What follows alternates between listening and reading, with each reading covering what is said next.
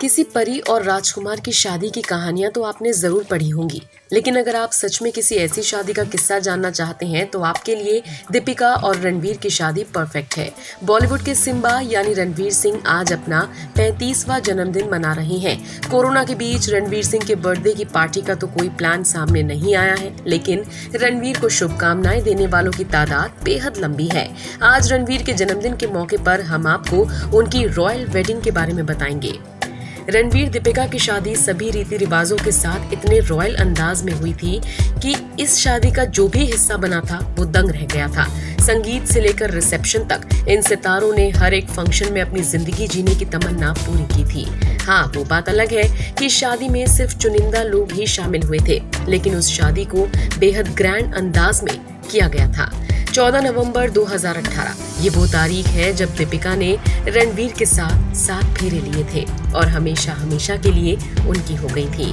बॉलीवुड के power couple कहे जाने वाले दीपवीर को दुल्हा दुल्हन के रूप में देखने के बाद हर कोई उत्साहित हो गया था। इस ग्रैंड वेडिंग पर न सिर्फ सिने प्रेमियों बल्कि बॉलीवुड सितारों की नजरें भी टिकी थी। 14-15 नवंबर को होने वाली शादी के लिए रणवीर दीपिका 10 नवंबर को इटली के लिए रवाना हो गए थे। दोनों ने इटली के लेक कोमो में 7 फेरे लिए थे। इस शादी को बेहद निजी रखा गया था, इसलिए सिर्फ परिवार के लोग ही इसमें शामिल हुए थे। 13 नवंबर को दीपिका और रणवीर की संगीत सेरेमनी हुई थी, जिसके लिए एक ग्रैंड फंक्शन रखा गया था। 14 और 15 नवंबर को दीपिका रणवीर ने 2 बार अलग अलग रीति रिवाजों से शादी रचाई थी। दरअसल पहले दीपिका के कोंकणी रीति रिवाज से शादी हुई। आपको बता दें, इटली में इस ग्रैंड वेडिंग के लिए लेक कोमो के किनारे बने इस विला को दोनों दिन अलग अलग थीम के साथ सजाया गया था। पहले दिन जहां कोंकणी शादी के लिए ये विला सफेद फूलों की थीम से सजा था, वहीं पंजाबी सिंधी शादी के लिए लाल रंग की थीम रखी गई। मेहंदी, शादी और अपने सभी रिसेप्शन में दीपिका ने सब्यसाची का ही आउटफिट पहना था।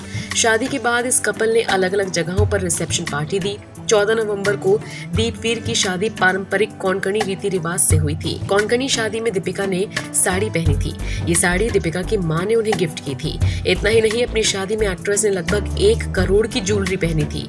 एक रिपोर्ट के मुताबिक शादी से पहले दीपिका ने 1 करोड़ की ज्वेलरी की शॉपिंग की थी और फिर रणवीर के सिंधी रिवाजों की रस्म भी अदा की गई। आपको बता दें, ये वही आलीशान लेक कोमो है जहां पर कई हॉलीवुड सेलेब्स के प्रोग्राम होते हैं। ईशा अंबानी और आनंद पीरामल की सगाई भी लेक कोमो की खूबसूरत वादियों में ही हुई थी।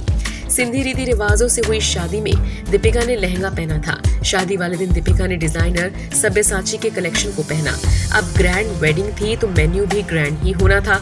दीपवीर की शादी के मेन्यू में इंडियन और कॉन्टिनेंटल व्यंजनों की भरमार थी। 14 नवंबर को पारंपरिक मेन्यू जिसमें डोसा और चावल मुख्य तौर पर सर्व किए गए थे और 15 नवंबर को पंजाबी आइटम सर्व किए गए। दीपवीर की शादी का कनेक्शन विरुष्का से भी जुड़ा था। दरअसल दीपवीर रणवीर की शादी के लिए द वेडिंग फिल्मर हायर किया गया था। इससे पहले the wedding Filmer Virat Anushka की शादी को भी शूट कर चुका था। इतना ही नहीं, उन्होंने बिपाशा और करण सिंह ग्रोवर, ईशा देओल, भरत तख्तानी और दिया मिर्जा की शादी भी शूट की थी।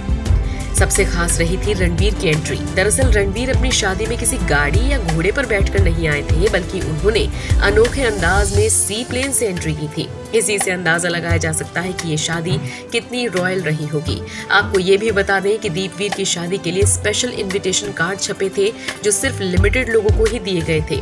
और तो और शादी में फोन तक ले जाने की अनुमति नहीं थी, ताकि किसी भी फंक्शन का कोई भी फोटो लीक ना हो सके। शादी के बाद बारी आई रिसेप्शन की। दीपवीर ने अपनी शादी के बाद 1 नहीं 2 नहीं बल्कि 3 रिसेप्शन होस्ट किए थे। दीपवीर का रिसेप्शन मुंबई में 28 सितंबर को आयोजित किया गया था, जो कि रात 8 बजे से शुरू हुआ था। रिसेप्शन पार्टी में तमाम सेलिब्रिटीज शामिल हुए थे।